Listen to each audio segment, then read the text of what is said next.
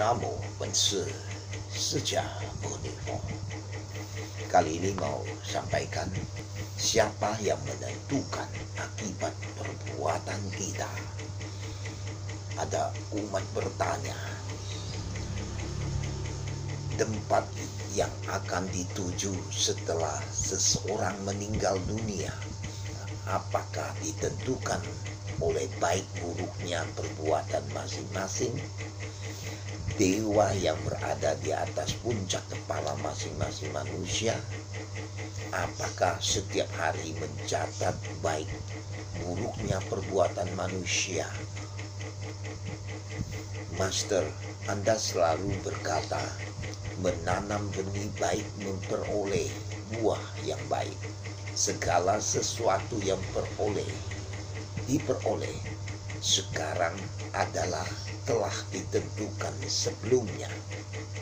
Kalau memang sudah ditentukan sebelumnya, siapa yang menentukannya?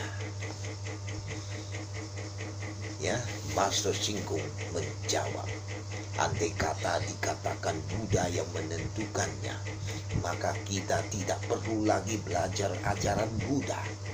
Lagi pula belajar ajaran Buddha akan sangat menderita, karena kelak setelah menjadi Buddha, setiap hari Anda harus mengadili perkara menjadi Buddha dan Bodhisattva.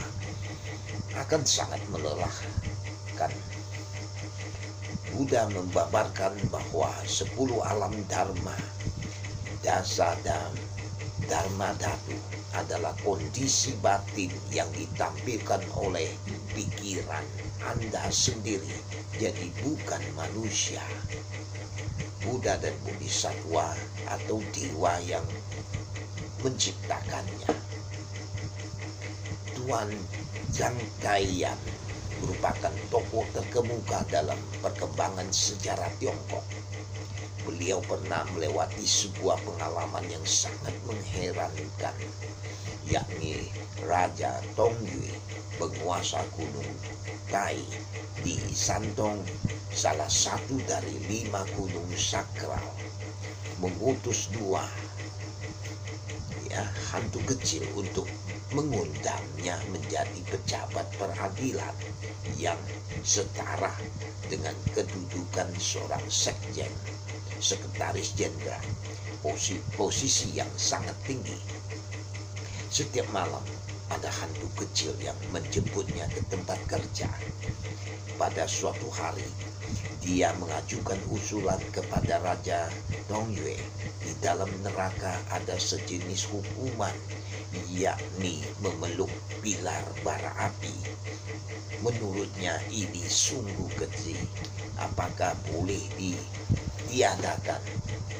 Raja Tongyue tersenyum, lalu mengutus 2 hantu kecil menuntunnya ke lokasi eksekusi untuk melihatnya. Ketika sampai di lokasi eksekusi, dia tidak melihat apa-apa. Barulah menyadari ternyata neraka adalah ditampilkan oleh pikiran sendiri, bukan dibangun oleh Raja Yama, namun adalah tampilan dari kekuatan karma buruk diri sendiri. Maka itu menjalani penderitaan di alam neraka tidak ada kaitan dengan Raja Yama dan hantu kecil, namun adalah kondisi batin yang ditampilkan oleh kekuatan karma buruk Anda sendiri. Serupa dengan mimpi, kondisi di dalam mimpi ada Raja Yama, hantu kecil. Sesungguhnya kondisi batin itu adalah dimunculkan oleh pikiranmu, bukan nyata adanya, tetapi juga tidak boleh dikatakan tidak ada. Harus diketahui bukanlah dewa yang membuat keputusan atas dirimu, namun petugas peradilan seperti Cheng Huang, Dewa Bumi, dan 10 aula Raja Yama adalah nyata adanya. Setiap hari kita menciptakan niat pikiran, juga bukanlah ada dewa yang mencatatnya, Namun semua ini direkam oleh alaya mitnana atau gudang kesadaran atau kesadaran ke-8 kita. Ketika Anda melakukan baik, karma baik maupun buruk, niat pikiran yang timbul akan menjadi benih yang tertanam di alaya wisnana. Maka itu Raja Yama hanya menarik keluar semua data, informasi, dan begitu melihatnya sudah tahu. Jadi bukan karena beliau membuat catatan, tetapi kita sendiri yang merekamnya. Setetes pun takkan tertinggal. Maka itu diri sendiri melakukan karma buruk, diri sendiri juga yang menerimanya. Tidak ada kaitannya dengan dewa. Lagi pula para raja setan yang berada di alam neraka sebagian besar adalah jelmaan Buddha dan Bodhisattva. Buddha dan Bodhisattva jika menyelamatkan makhluk setan, maka juga harus menjelma dalam wujud hantu. Juga jika ingin menyelamatkan makhluk hewan, maka akan menjelma dalam wujud hewan. Demikian juga jika ingin menyelamatkan manusia, maka akan menjelma jadi manusia. Makhluk yang harus diselamatkan dalam wujud apa, maka beliau akan muncul dalam wujud tersebut. Di dalam Istikarba Sutra tercantum banyak raja setan.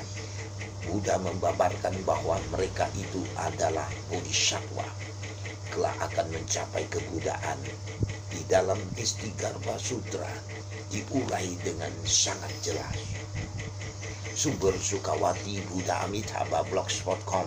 Dharma Sukawati, mengutip Pustika Sukawati, Kamis 21 Juni 2018. Sabe sata abiro honto, sabe sata bantu sugi dana.